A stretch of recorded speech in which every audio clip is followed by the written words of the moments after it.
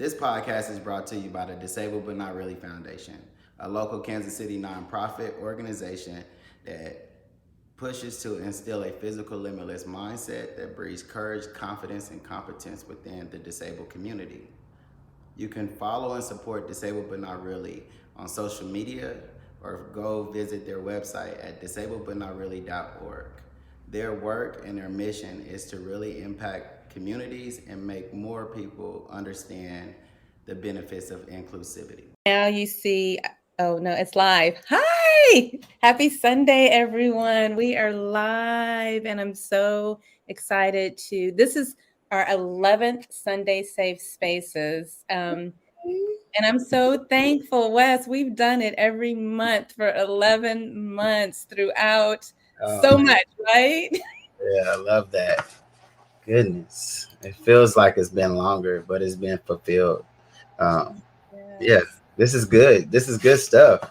This is good stuff. We've had some obstacles. We've been encouraged. And Wes, you've always been like, no, we're going on. Let's do it. Okay, let's go. Let's do it.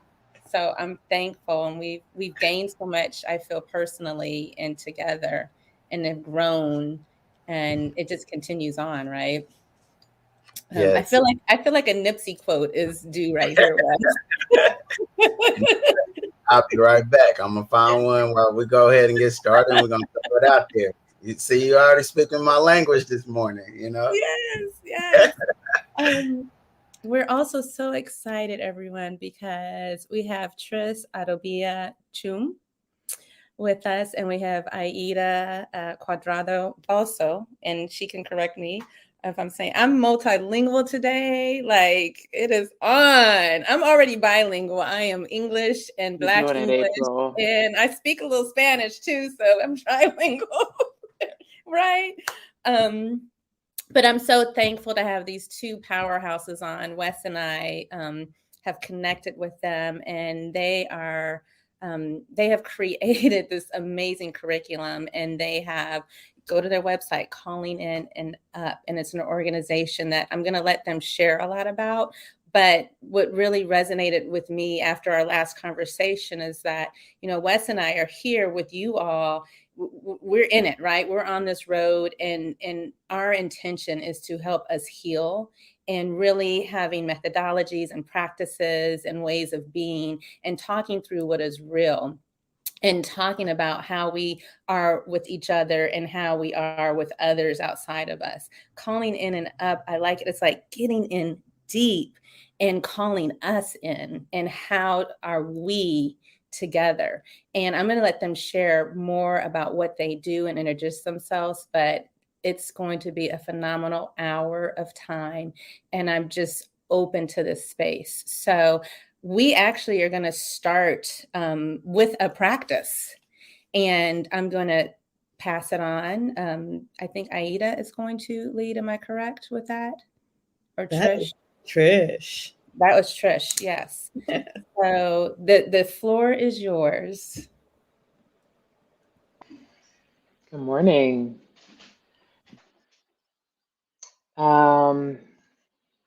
Just really so happy to be here. And as April was saying, we begin these spaces with a practice of just welcoming in all of the ways that we show up. And so just want to start by asking people, wherever you are, just to get comfortable, right?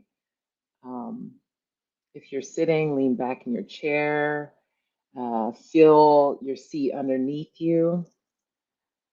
If you are standing, try to even out your weight a little bit, not leaning too far forward, not leaning too far back, just being fully grounded and present in this moment here. Just take a deep breath with us.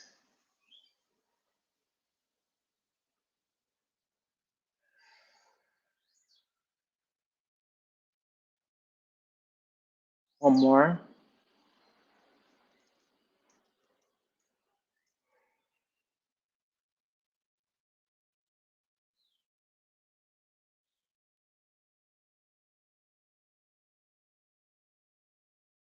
And then we want to just welcome you. We want to welcome you from wherever you are, wherever you're sitting, wherever you're standing, right in this moment. Whether you're in Pittsburgh, Kansas City, Lansing, Michigan, Brooklyn, New York, home of the Lenape and Canarsie people. Whether you're in Washington State, Colorado, if you're tuning in from Nigeria or Ghana, China, the Caribbean, we see you and we're really glad that you're here. We welcome in people of African descent, Black folks, African Americans, Caribbean folks, people of Asian descent, Arab descent, European descent, those who identify as Hispanic, Latinx, people indigenous to this land, people of mixed and multiple descents. We welcome in all the ways that your gender is expressed, whether you are trans, cis, gender queer, or anywhere along that beautiful spectrum. Gay, lesbian, bisexual, heterosexual, pansexual, queer folks, or others for whom none of these labels fit. We see you and you are just so, so welcome here. We welcome all the first languages spoken here, all the learned languages. I see you, April. We welcome all the first languages spoken here: Spanish, English, Hindi, Tree, like my people, indigenous languages, sign language. We welcome people of different class backgrounds, people who are cash poor, working class, owning class, or those who aren't sure where they fit on the class spectrum. We welcome the people who currently struggle with getting access to the resources necessary for their survival: healthcare, adequate housing, reliable transportation, childcare. And we welcome people who currently have more access to these resources. All of us belong here. We welcome people with disabilities, visible or invisible, and all of our bodies, the different ways we experience ours. So this may include chronic pain, strength, tension. We welcome all of it. We welcome survivors. We welcome folks who are single, married, partner, dating, in monogamous or polyamorous relationships, those in their 20s, 30s, 40s, 50s, 60s. We welcome your emotions, your joy, your bliss, fatigue, anxiety, your grief, your rage, your indignation, your disappointment, your contentment. We welcome the uncertainty you're feeling about whether or not this was the right choice to show up this morning. We welcome your desire to be someplace that maybe feels a little bit more comfortable.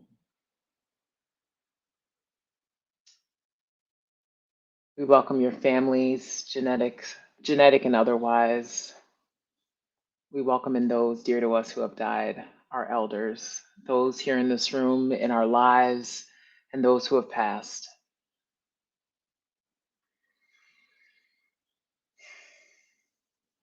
So at this point, those are the things that we are naming into this space to welcome in. But there's so many things that we carry, so many experiences and identities that we show up with, and we want to open up space to welcome them here. So if there's something that I didn't name that you want to welcome into this space, April, Wes, Aida, I welcome you to name them. Folks in the chat, if you want to, what are you carrying? What are you carrying into this space? Identities, experiences. We welcome you to drop those into the chat as well.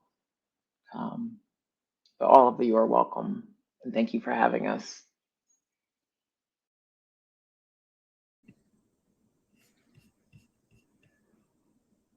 That was beautiful. And please, if you are listening and watching, feel free to chat. We see it in real time. And, you will also notice in the notes that this is part of what Calling In and Up does. I mean, I feel seen.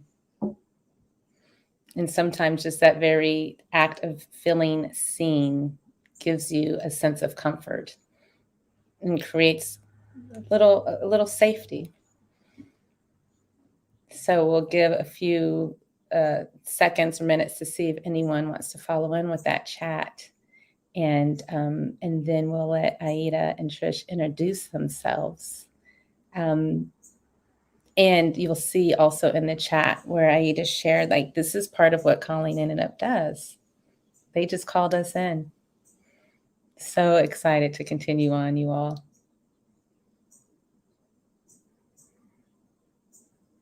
Okay. Now that we've had our welcome, let's go ahead. Aida, do you want to introduce yourself, or do you want Trish to do it? You two tag team introduce. We'll take, maybe 5 minutes each. Let's hear you. Thank you so much, April and Wes, for having us on.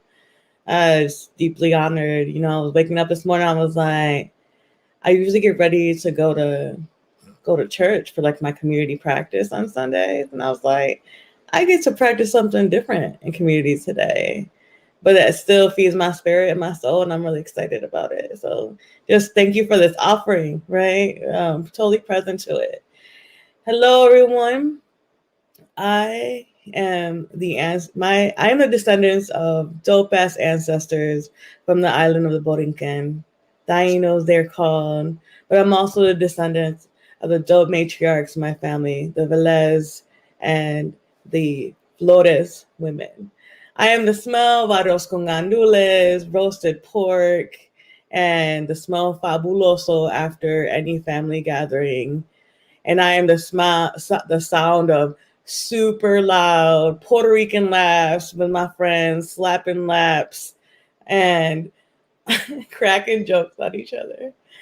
I am Aida, Cuadrado, Bozzo, she, her, AM. But my favorite people in the world, I'm the realest, they call me Titi Mimi. And I am also have the pleasure to partner with the forever homie Trish Adobea Tchume that you'll get to meet here very soon. Oh, she already welcomed y'all, so you already met all her glory. And we got to partner and create this beautiful thing called Calling In and Up, right? And it was a tool that we built together with many other incredible women. Like, nothing happens in this world alone. I'm sorry to tell you.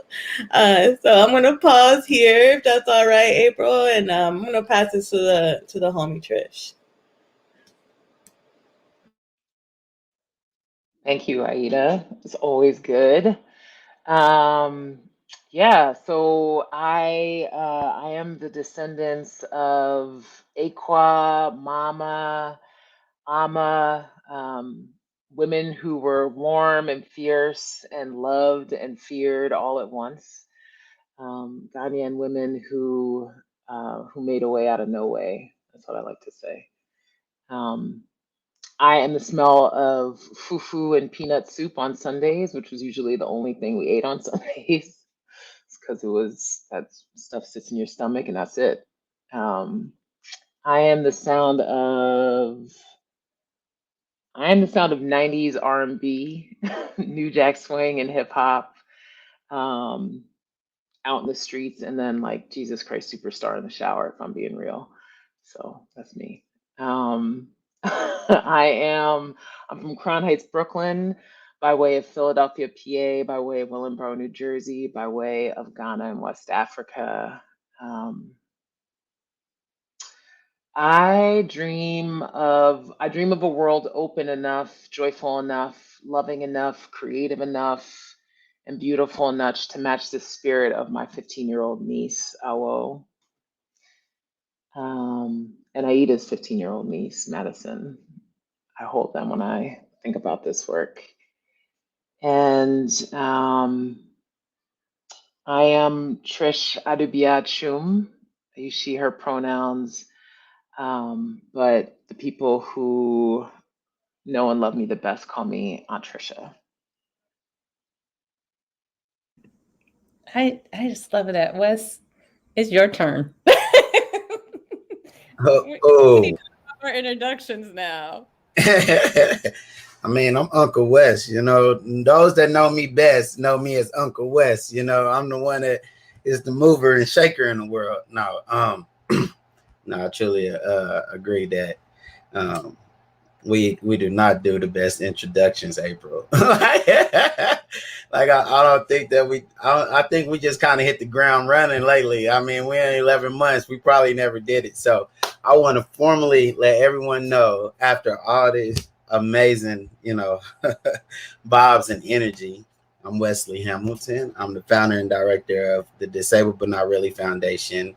I'm a huge advocate for the communities that I represent. I speak my truth. I embody self-love, and I allow that to be what I push out into the world. So, yeah, I don't know if I can match it, but I try, So, April, your turn. That was beautiful. And, thank you, Trish and Aida, because my soul feels so filled right now with just joy, and it made you sharing you made me love you, Yes. and also made me like tap into the love of myself a little more, and it made me think like I'm April Persons Jackson, and ultimately I'm April, and I am the California breeze. I was born and raised in California. I am Berkeley. I am Los Angeles. I am the mother of 3 Black men. I am the descendant of Esther Butler. I am a woman. I am all that I am. I'm Black, and I'm every other race that has come into me, and I offer myself. And you guys, that just came to me. Ooh, April, look at that power. Oh my God. Like, Thank you. honestly, I'm working. That is my homework today. I will work better on my introduction that speaks power and life into myself before I start to fill other people's cups, because you guys literally just did that, and it was powerful. Like, we haven't even started a conversation, but just the introductions of ownership, is powerful. And so I truly appreciate y'all for doing that for us this morning. It's something that I'm literally taking with me. Yeah, thank you guys. And this kind of segues into like our understanding of some of what you all literally like what you do. We talked, like when we had this conversation, Wes and I have been big on uplifting and empowering and caring for ourselves so that we can deal with what is outside, right? We can deal with others. And we had this conversation about allyship, and what we've landed on and what we're going to share with you guys today is this concept and this reality of interdependence. And I feel as though the way we just opened up really reflected why interdependence is so important. I needed to hear you, and I needed to be called in order to step into my own power. And so we want to hear what interdependence means and what it looks like, and how calling in and up brings that together. So I'm passing the buck to Aida or Trish.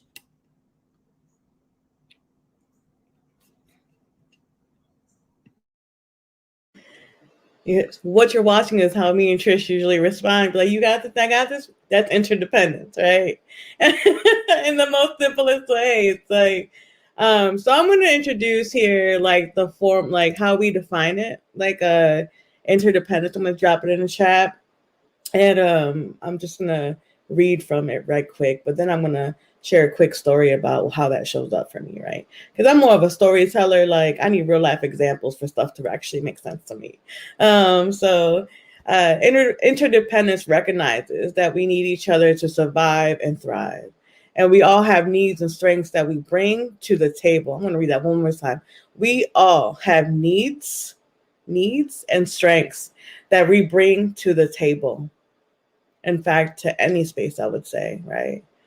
And we are all operating under the same systems of oppression, right? So our liberation is also bound to each other. I'm gonna read that last line again. I just got to, I want that just to land for me. We are all, everyone around you, even the people you dislike, the people who always get things wrong around you, always making you wrong. We are all operating. I promise you, we are all operating, all right, under the same systems of oppression. Even us who feel like we got this shit, right? Like, can I cuss on here? I'm so sorry. Somebody tell me if I can't. Okay. Thank you.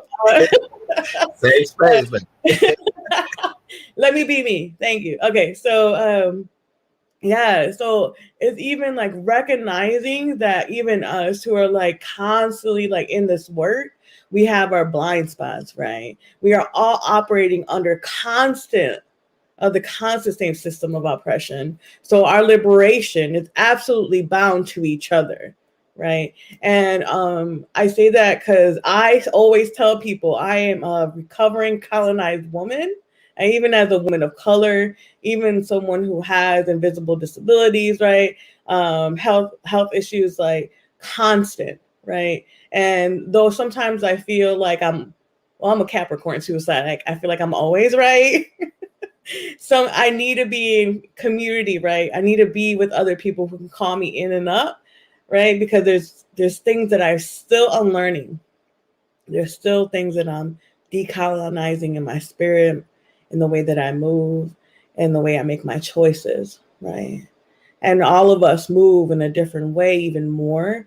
This is something that Holiday Simmons taught me. If y'all don't know Holiday Simmons, reach out to the homie. He's dope. That when we're triggered and because we're always operating in systems of oppression, always under harm, that like he taught me that we don't necessarily always show up as our best, right? And so that's like learning to, and the only way you really do that is to be in community with others, right? In an interdependent relationship. So, Trish, did I hit that, homie? Or there's something I'm missing? Because coming with the hook, you always clean this up.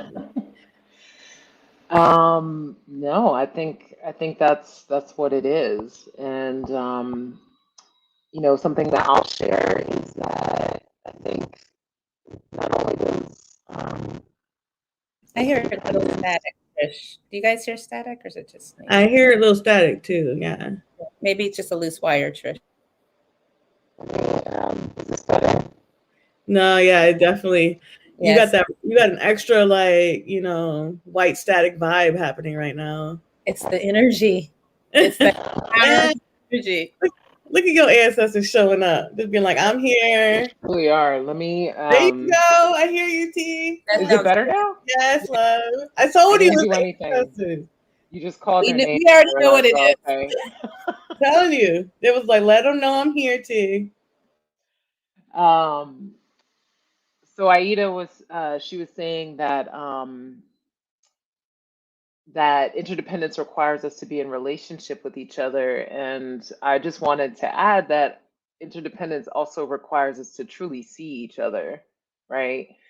And that's part of the reason why we so much of calling in and out. Got that static again, homie. I'm gonna take off my headphones and see if that makes a difference.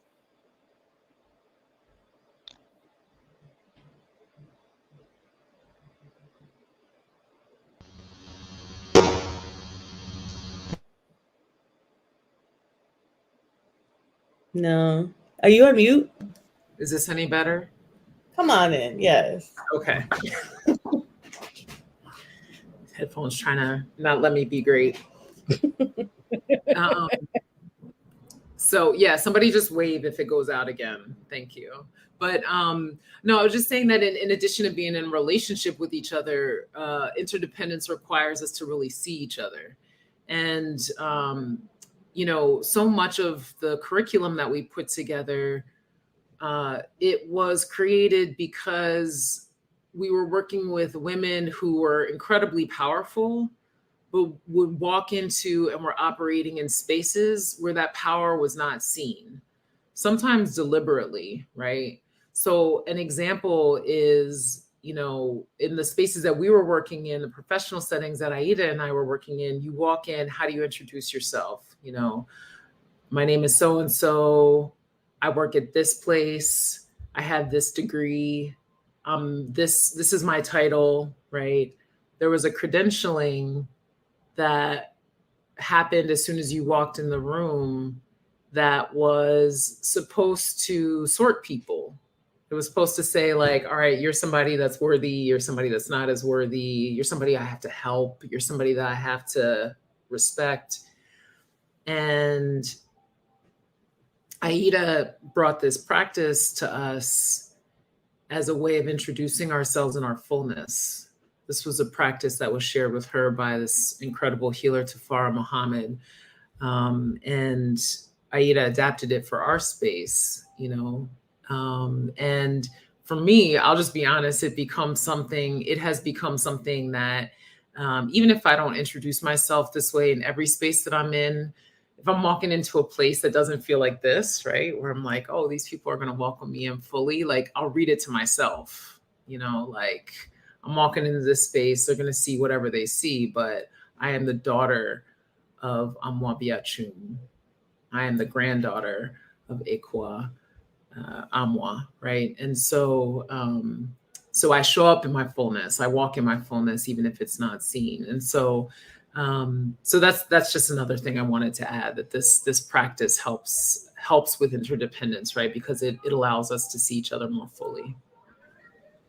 That is so powerful. And when you share this whole, first, we step into our vulnerability, which I think is powerful. What I hear is like, did you say Holiday was the gentleman's name, Aida, who, and that's a lot of what I practice. And that's why Wes and I got together too, because we're asking people who are Holiday Simmons, who, when I say people, I'm people, you know, we live under oppression. We have been traumatized. We continually are traumatized with microaggressions. And no, we cannot walk in our full capacity. We cannot walk in the fullness of who we are because our nervous system is literally just shot, right? Our nerves, when people are like, you are on my last nerve, that's a true statement. There's the sympathetic and the parasympathetic nervous system, and we're agitated, and we know how to live in this agitated state all the time. It's normal. We've normalized it. And so I really like for you all to have the insight to say, let us work with, I know it's for women of color, but we've adopted it at Open Up. Like we just had a retreat and we did a lot of your practices, and I'm the only woman of color.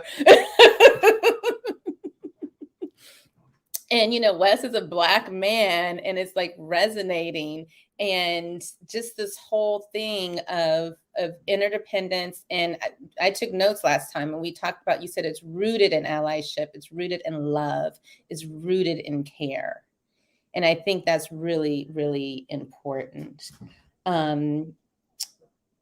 It's just powerful. How can we all be liberated if any one of us is oppressed?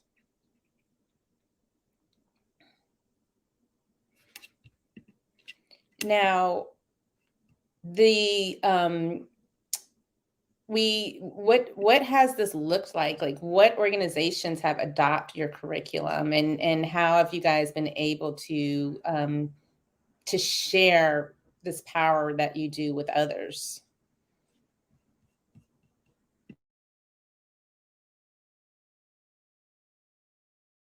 It's a really good question, April. I like, one of the things that we talk about is how transformation happens, right? And even to lean into interdependence is to when we talk about fully seeing each other. We always say we start with self first, right? And self first, because like how Trish says, there's going to be these places that sometimes fully see us, and then these other places that fully don't, right? and you're always feeling like a certain kind of way about that. So what are the practices we can put in place, around interdependence, where one, you learn how to love yourself and just know that when you're walking in a room, you're walking with all that image, and that when you walk into a space like that, it shifts the room, right? It just shifts, right? It creates like a boundary for you to be like, I know who I am, but also I know who I am in relationship with you. And I think that's also a beautiful thing about interdependence. We also talk about this curriculum and even just talking about transformation and this practice of interdependence happening from self then to interpersonal, and then from interpersonal to community, and then to like organization and movement or systems, right? And it's a hard thing for a lot of organizations and people just to grasp, because how you said, April, like we are constant under these systems that oppress. And so we to feel something else, to understand something, to choose to do something else is like a radical action, and can feel very vulnerable at times, right? So I would say that folks kind of struggle with interdependence because it would acknowledge that, yo, I don't have all the answers. And in this world, we are conditioned to think that we need to know all the answers. And then actively says, interdependence requires us to like be like, I have needs, and then who here can help me out with this need, right? Because that is their gift, or and vice versa. And that's something that we're not used to walking into any space in, right? Like, and I remember just like for us to do it, Trish and I had to work through our own things around interdependence, right? And getting like learning, oh my God, what's showing up for me is that like I'm embarrassed to say I don't know how to do this thing, right? Or that I'm tired today. Or that like I had a deep loss to my family today. I'm sick. I'm sick, and I just can't do this today. And for me to walk into a space and then be like, can any of you stand in for me today? That's a radical act of interdependence, right? And then them being, because they fully see you, right? When you're fully seen, for someone to turn around like the homie Trish to be like, girl, I got you. You ain't even got to show up. Take your ass to bed, right? Go sleep. Go be with your loved one, right? Go heal. I got you. And when I'm in need, homie, I know that you'll have me. That's radically different than how we experience the world. And so there are some organizations we worked with and currently working with to practice this. But I would say that the majority of people that I'm currently working with, I don't know, the homie Trish is on a whole nother level, okay? She just out here doing her thing. But are in that personal to interpersonal practice, right? And that's why the curriculum is called Calling In and Up, because when you start showing up as, some colonizers, we got to be like, doop, doop, doop, hello. What you're doing right now is hella colonized, hella oppressive, homie. Like, let me reground you in who you want to be. So we lovingly call each other in and up, through accountability. So I would pause there for like, I don't know, Trish wants to jump in, West, April, what I'm saying? Ain't nobody here expert in this. We just diving in, You vibing? Does this make sense? Who wants to call bullshit? I welcome it all. I don't call any bullshit. This is beautiful. No, most definitely. I think that, like April said, it's something that I can consume and gravitate. But I also feel that we don't get enough people to tell us to come as we are, and we don't have enough people around us that sees us as who we are.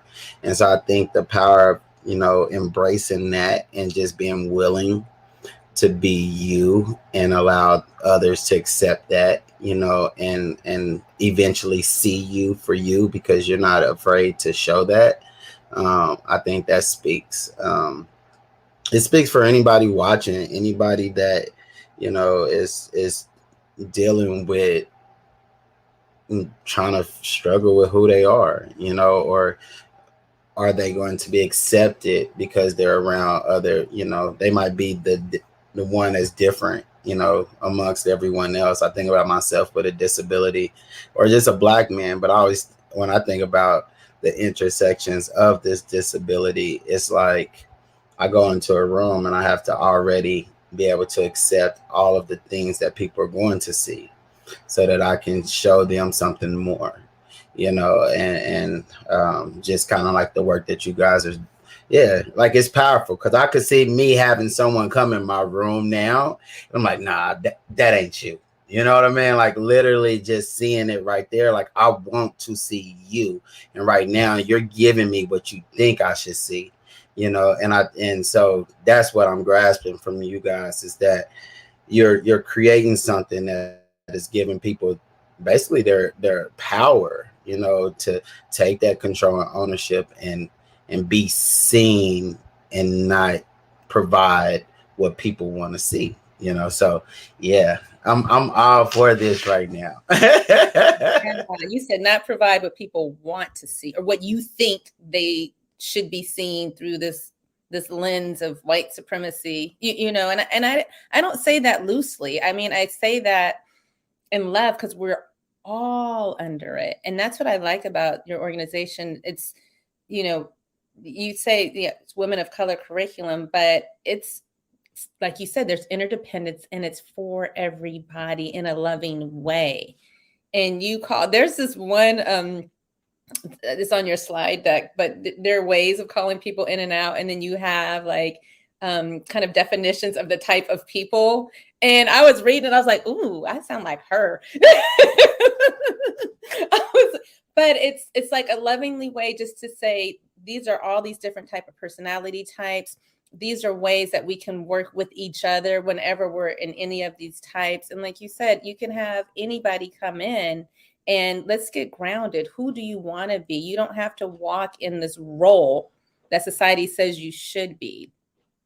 And I think it's powerful. I'm curious to know, like, what gave you guys the audacity to do this? I think of Obama because I've been reading his book, The Audacity of Hope. Like, what gave the two of you the audacity to be like, we're writing this and we're putting this out? I'm curious to see how this generated for you guys.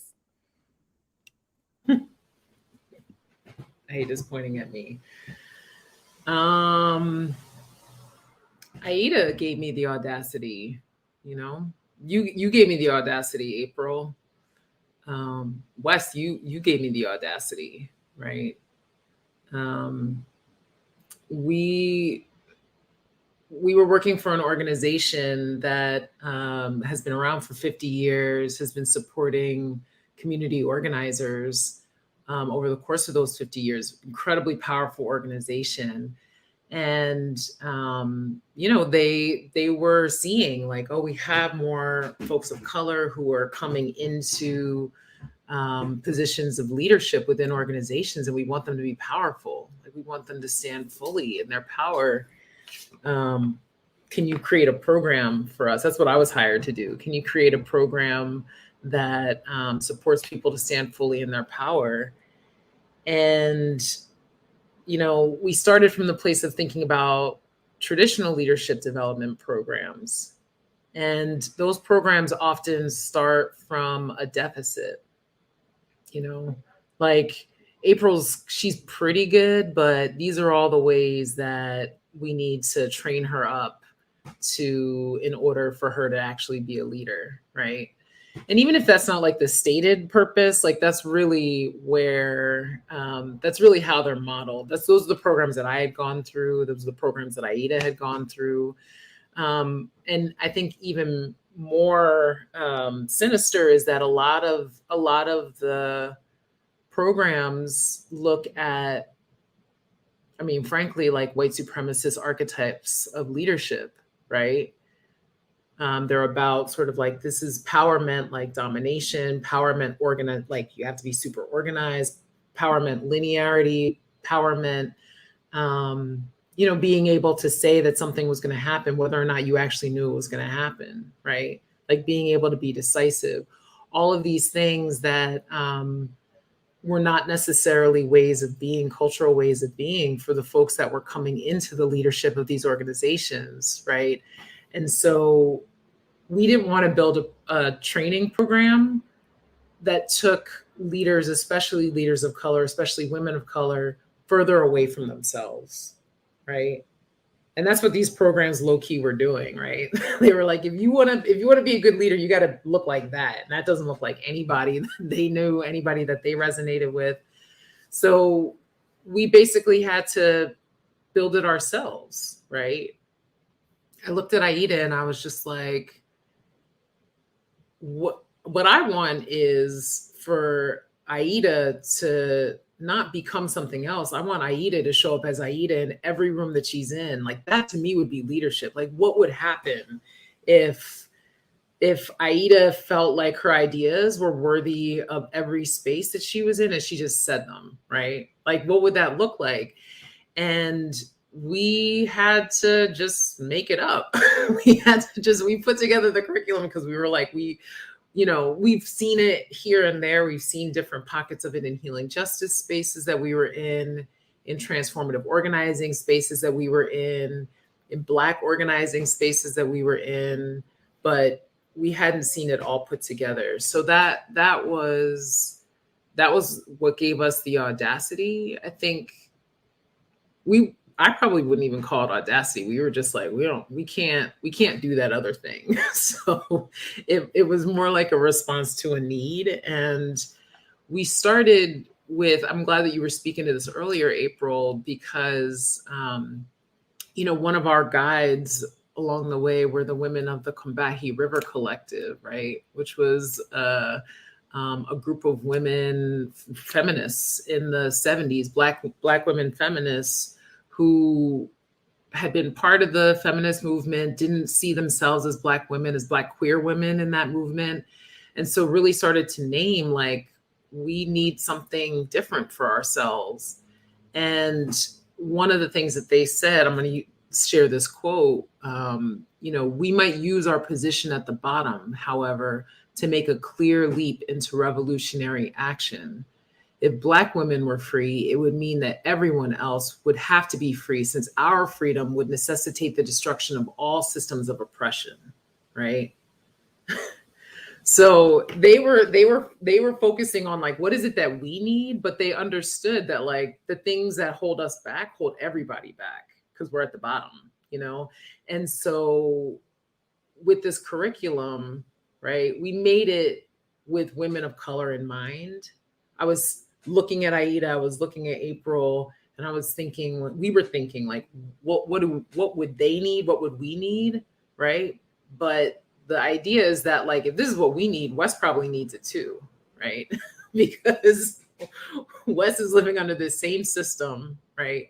So that's just to clarify and to kind of build on what you were saying, April. Like, we it's for women of color, but it's for all of us because it's for women of color, if that makes sense. So I just wanted to say that, but we've only done it with women of color. And so spaces like this are so important for us because we say, it's for everybody. We want it to live. That's why it's free. That's why you just take it and you do what you want with it. But, we want to hear, like, well, what does it look like in a yoga studio? Right? Mm-hmm. Like, what does it look like in a disability justice space? Like, this exchange is what we wanted to see in terms of how other organizations are using it. So we just want to appreciate both of you for seeing what we couldn't see in the curriculum and making it your own. Yeah. This is powerful. And yes, it's free. Like Aida said, did y'all hear it? It's free. If you go to callinginup.org, you will see the curriculum there and you can tailor it, to your organization, use it as needed. And I just want to share, well, so you can chime in, but to step into your own power, being who you are, it's to me, it makes common sense, but we just haven't been in that kind of a society. But what I love also is, I don't know, this concept to me is like, okay, they're at the bottom. They're not as intelligent. They're not as smart. They're not as this. So they can't be who they are because they have to be, like you said, like this, right? And you two are the most cognitive, densely enriched in knowledge women.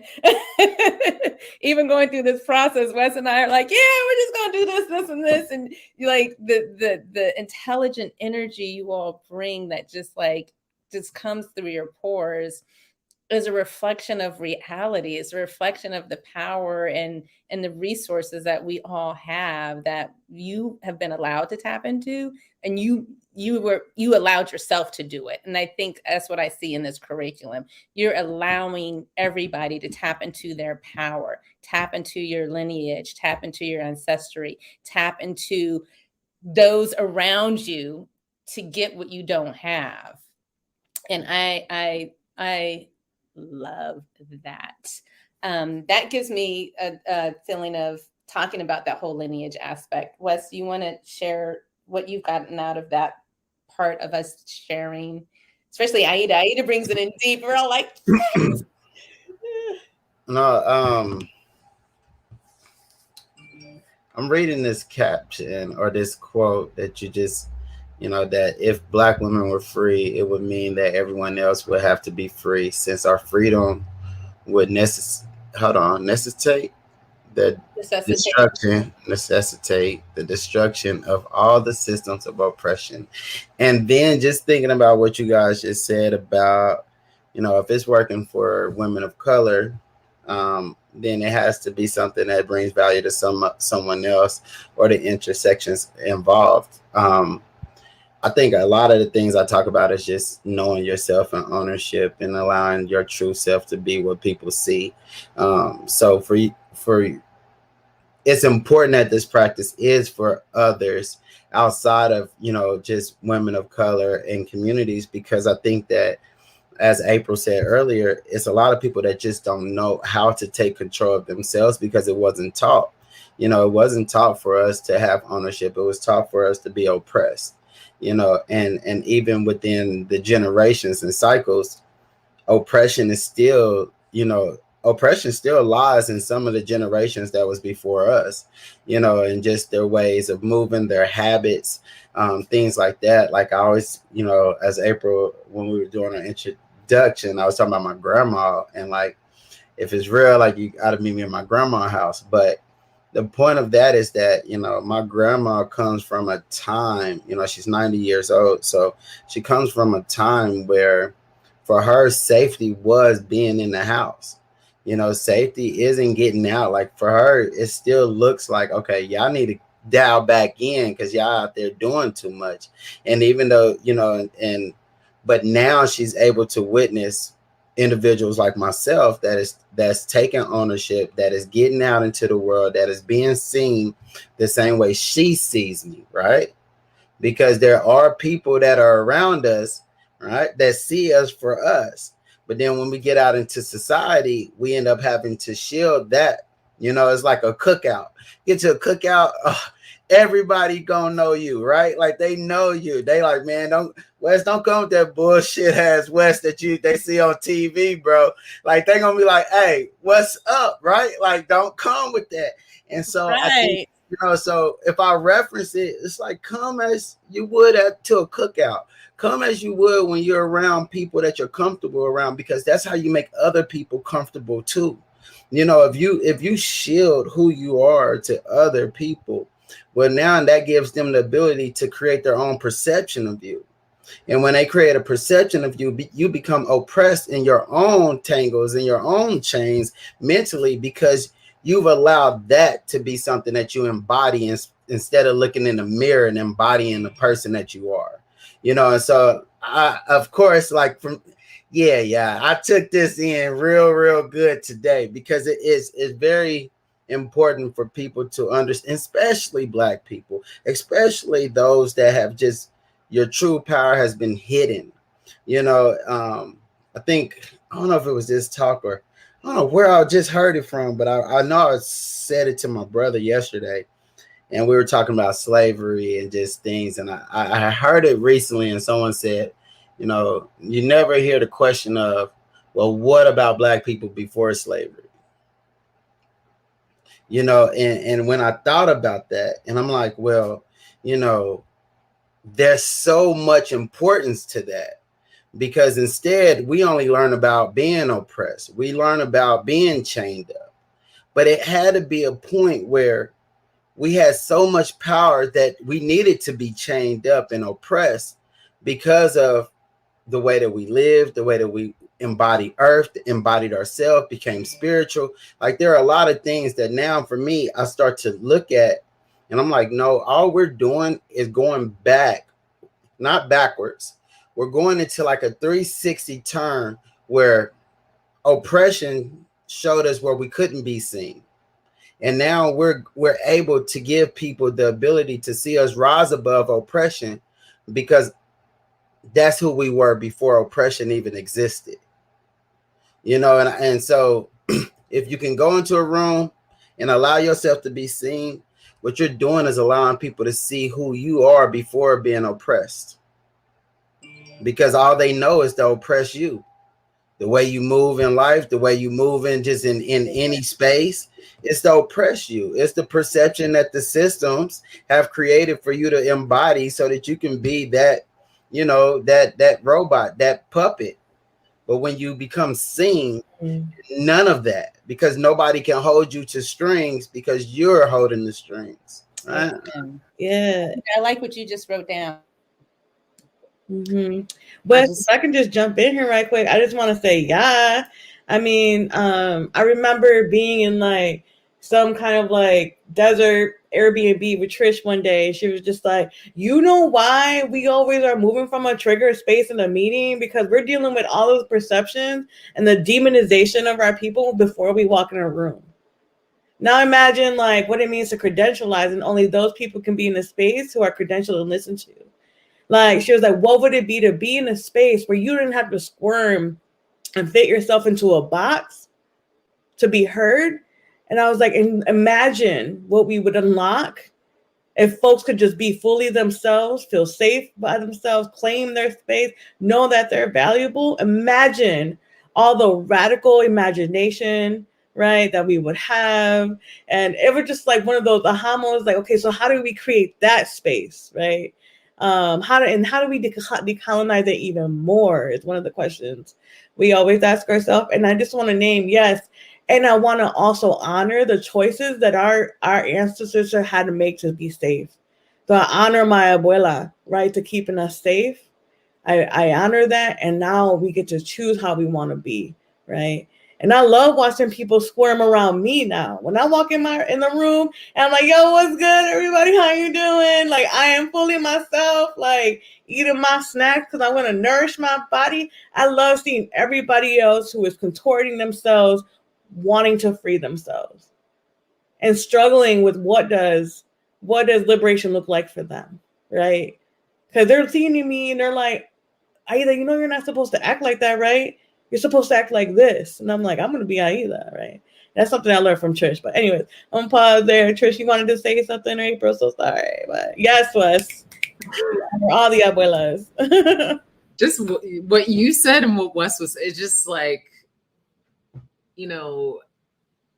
there's the question that you were asking April before about like why we wrote the curriculum, like why we wrote it down. Like, I feel like you guys are answering it as we're talking, because so much of what we talk about, these systems of oppression that we live under, that are very powerful, that shape the way that we move, and these inherent gifts that we carry in ourselves through our lineage, none of that, we're having this conversation and we're like, yeah, we're living under systems of oppression and we are kings and queens and just knowing this stuff is not enough. Aida calls herself a recovering colonized person, right? And she will be in that recovery until the day that she is no longer with us. I will be in that recovery until the day I am no longer with you all in this form anyway.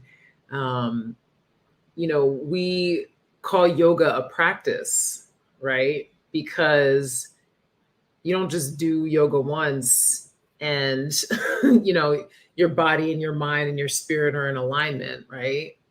You have to do it every single day because you leave the mat and you walk out into the world, and this world that we live in pushes us back into something else, right?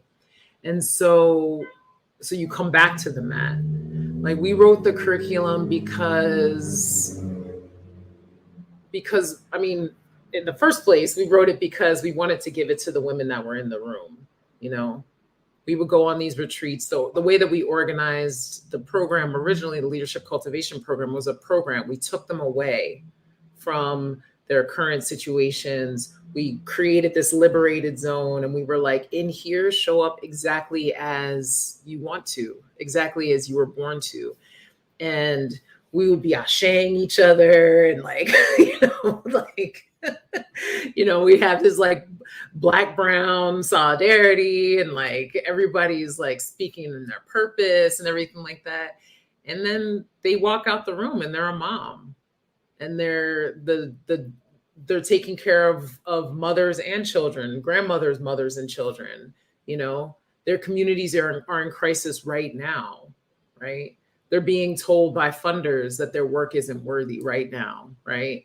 And like all that ashaying is like, and you know what I mean? And so we wrote the curriculum because it's not just knowledge. It's not just something that when you learn it, you embody it and you are it. These have to be practices, right? These are the sun salutations of creating alignment, right? Between what we know is the power of folks like us and what is necessary in order to stand in that power, right? So we wrote it down so that people could return to it over and over again, right? And I just wanted to say something else, Wes, about your grandma's house, because something else. So there are the practice parts of it, and then there are the parts of the curriculum that are about like, how do you create the environment, right, in order for you to be able to show up as yourself. And part of what we try to remember too is like, this isn't just like a stated commitment. Like, you have to actually do things, practices. You have to like create a physical space that allows people to be able to show up. Like, we had to provide childcare, right? When folks would come to our retreats, we had to, have a process in place to make sure that the folks in our space who were undocumented would get to us safely and could get back to where they were going safely, right? Because these are the realities of the people who showed up.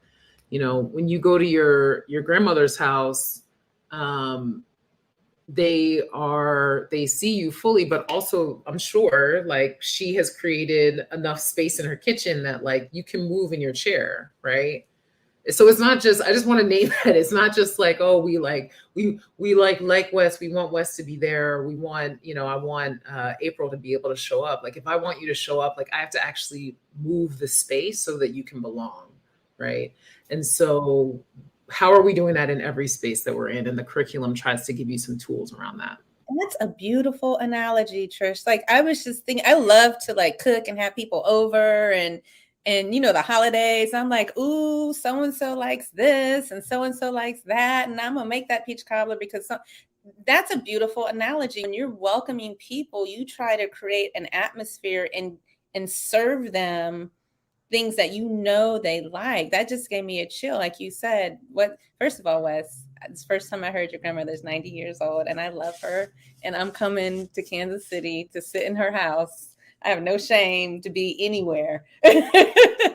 Love it. Love it. But that's a beautiful analogy. Thank you for sharing it in that way.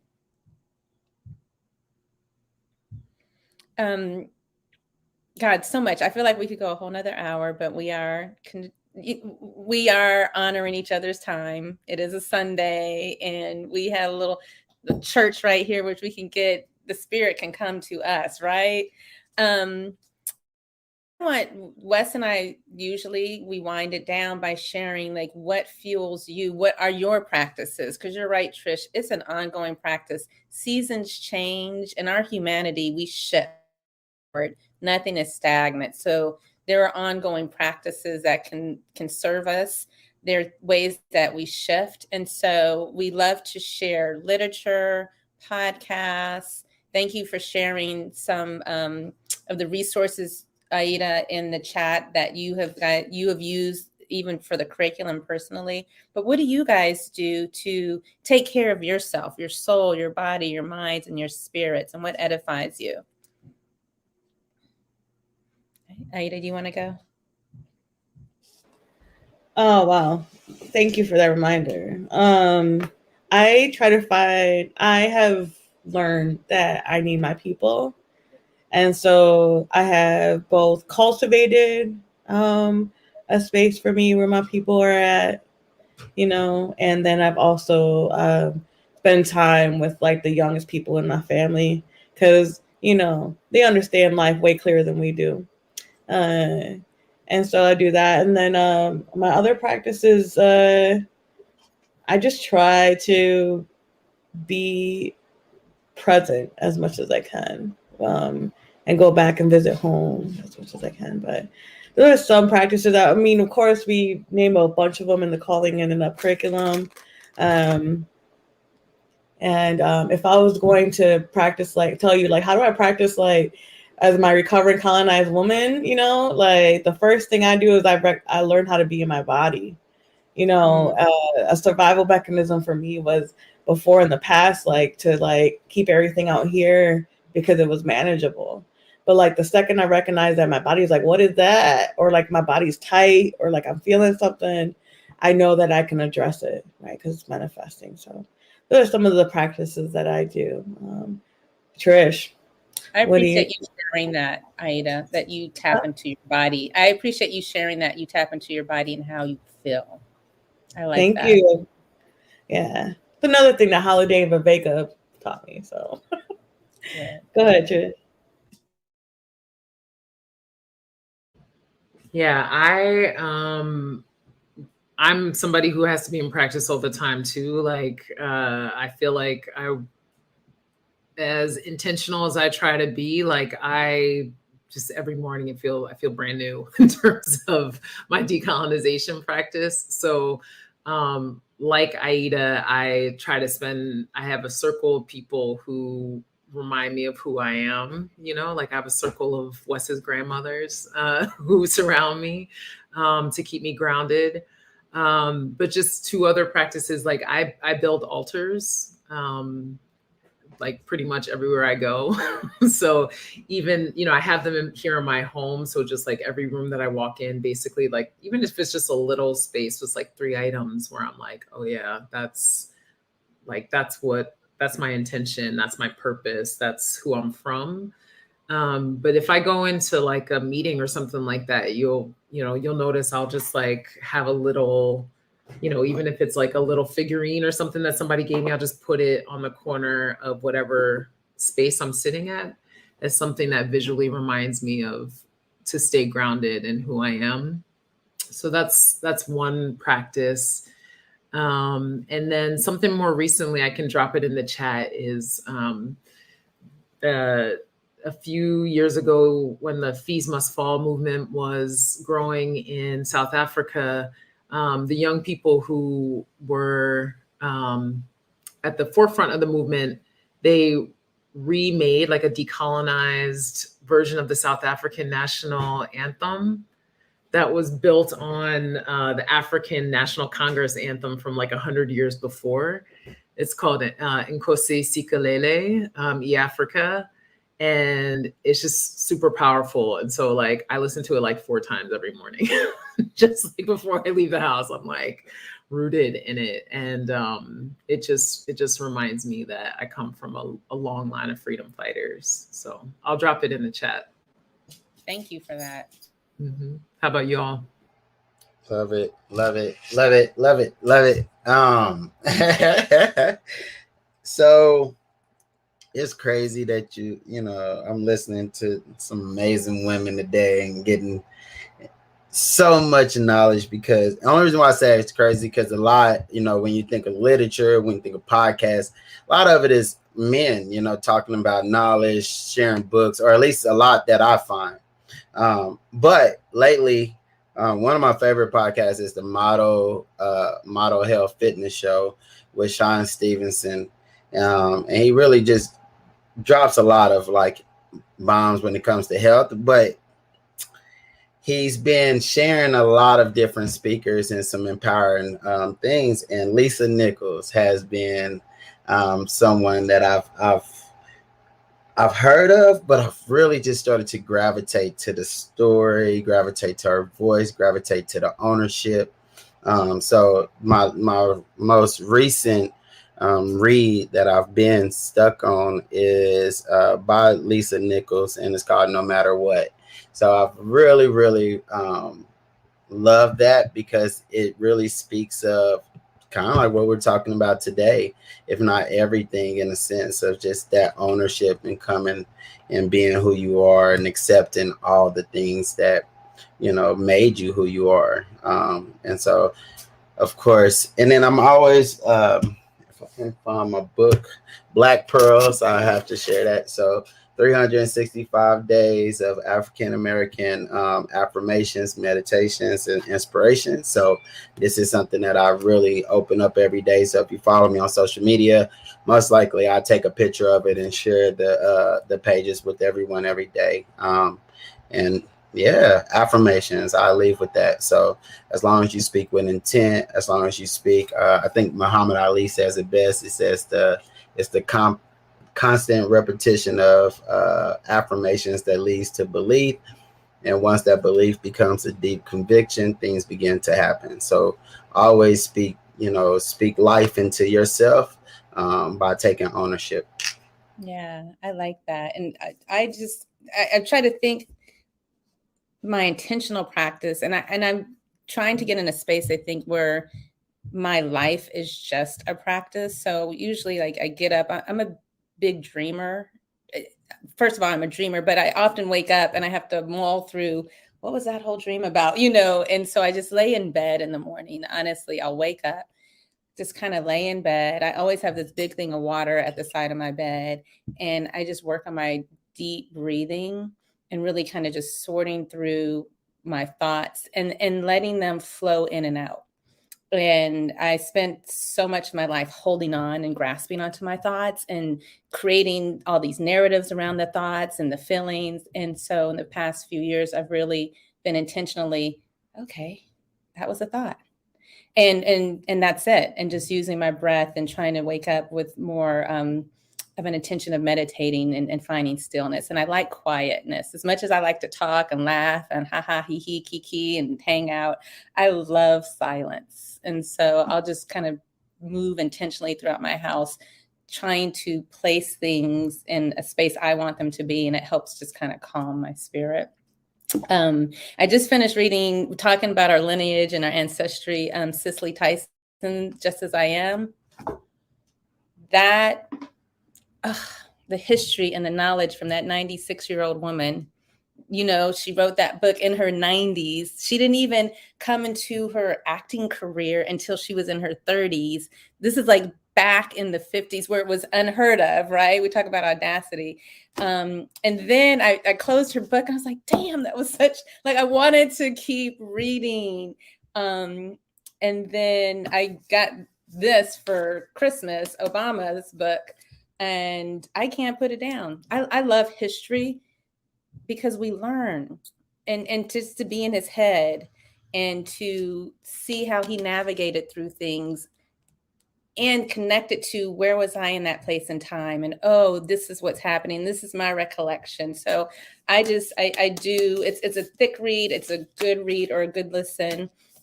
I've been doing that, and I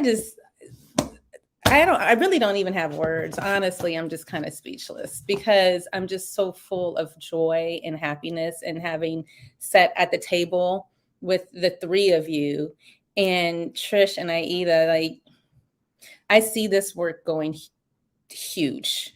I do strategic consulting, business consulting. I do leadership development and professional development. And I went through some programs to learn, and for you to connect it and really empower people of color and women of color and be intentional about it, and to allow this space and to bring your knowledge and your wisdom, which I think is a wisdom that runs real deep, you know, and when I say that, it's because it came from the ancestry, you know.